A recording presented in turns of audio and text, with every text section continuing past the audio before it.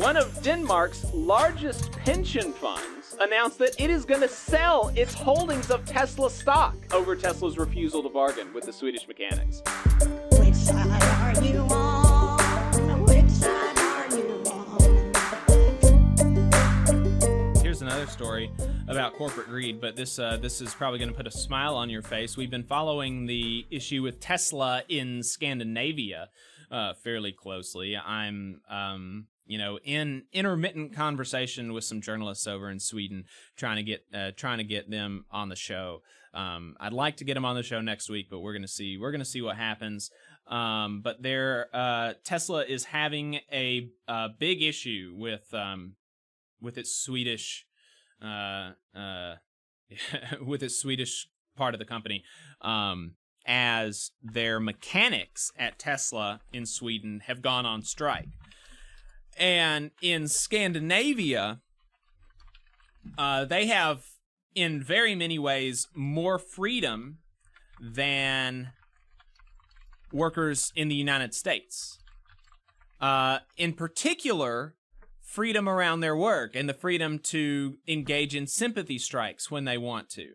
In the United States, it's illegal to go on a secondary strike, to strike a company, to strike a company's goods if you are not, employed by the company yourself, right? So if I'm if I work for, widget company A, and there's a widget company B as a component piece in widget company A, widget company B, their workers can't go on strike to support the widget company A's striking workers. That's illegal in this country, land of the free, right? But in Sweden and Norway and Denmark and all these Scandinavian countries, it is not. They have that freedom. And so after the Swedish mechanics went on strike and Tesla continued to refuse to engage in collective bargaining with them, then other Swedish unions went on strike. There are now as many as 8 unions in Sweden that are engaged in strikes against Tesla and Tesla products, including the postal union. The post office in Sweden is no longer delivering mail to Tesla. I mean, that is just incredible. And Musk took the postal union to court over this. They're like, this is a government service. You can't stop me from getting a government service, blah, blah, blah. And the court was like, yeah, no, they can. That's fine. It's fine. So the union won the court case in Sweden. That's incredible. Really excited by that. Another big fat L for Elon Musk. But the L's just keep coming because port workers, dock workers in Denmark, Norway, and now Finland are all blocking deliveries to Tesla. So any Tesla products coming from any of those countries are no longer going to be loaded onto the docks. And any Tesla cars that get to Sweden's docks are not going to be unloaded because the Swedish dock workers are one of the unions that are engaging in sympathy strikes. But so the dock workers in Denmark, Norway, and Finland are no longer loading Tesla cars onto the boats to get carried to Sweden. So a really amazing display of solidarity over in Scandinavia. And it still keeps coming because one of Denmark's largest pension funds announced that it is going to sell its holdings of Tesla stock over this issue, over Tesla's refusal to bargain with the Swedish mechanics. So really, really, that's awesome. Yeah, Pension Denmark sold the shares at a market value of $67 million, according to Reuters.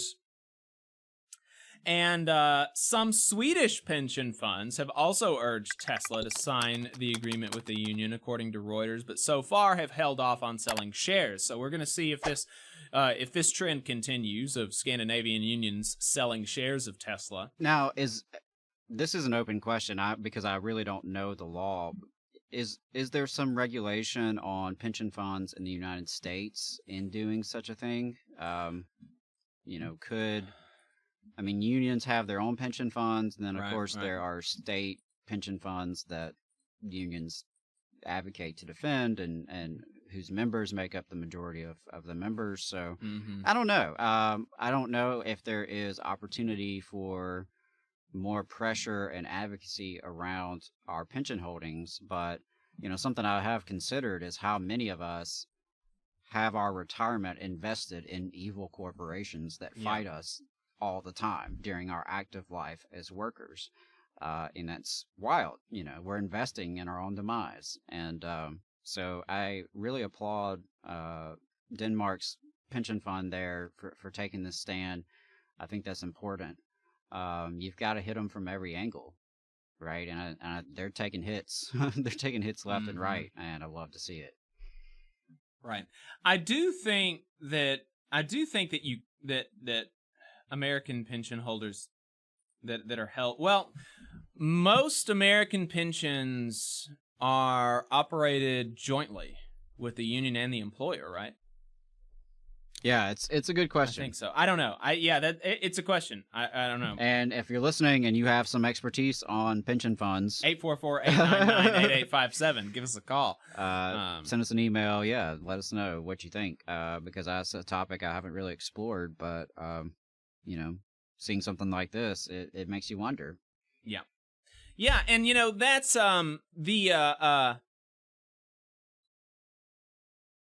shoot. What was I going to say? Well, anyway, in terms of pension, funds, if someone's listening and they do have some knowledge of that, I would be really curious to know. And I know you were going to talk a little bit about why sympathy strikes are so important, and why they're, of course, banned here in the United States, because of the power that they have. Right. And yeah, no, I mean it is really, and this is how Scandinavian unions have gotten other U.S. corporations to capitulate as well. In particular, McDonald's and Toys R Us are a couple of corporations that went through this exact scenario, where all of the Swedish unions struck them, all of them, the printers, the postal carriers, everybody just struck these belligerent U.S. corporations, and they got them to capitulate. And so we'll see what happens with Tesla. We'll, of course, keep following this. I'm going to try to get somebody from over there to talk to us about it. But it is, the one difference I would say with Tesla is that Elon Musk is like a maniac. I think there was an ideological element to McDonald's and Toys R Us, but I don't think the shareholders and the boards of these other companies are not as erratic as Elon Musk. And so we'll see kind of what happens there if his other shareholders kind of get the better of him and force him to come to the table, so that they can start making money again, right? Or if he'll continue to be belligerent. But it's in Scandinavia, these collective bargaining agreements are even more important than they are in the United States, because Scandinavian countries don't really have the same government protections that workers in the United States do.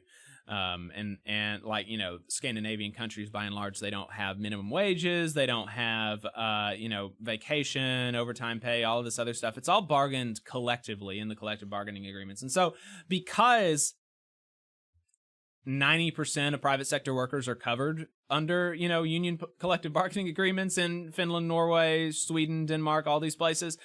There is a de facto minimum wage in these countries of like $23 an hour or something like that, with 6 weeks of vacation. But that's not government mandated. That is from workers' collective bargaining power.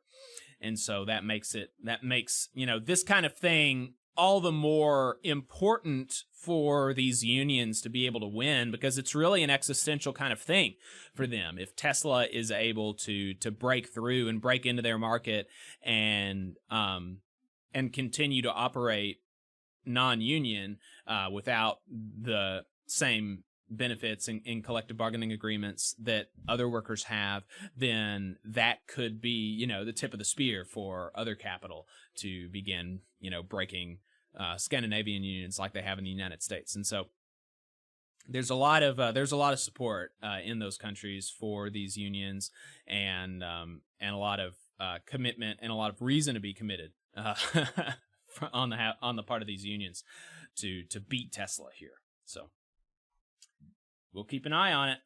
Yeah, absolutely. Sending all our solidarity to our union kin across the pond over there in Scandinavia. Yeah. Keep up the good fight.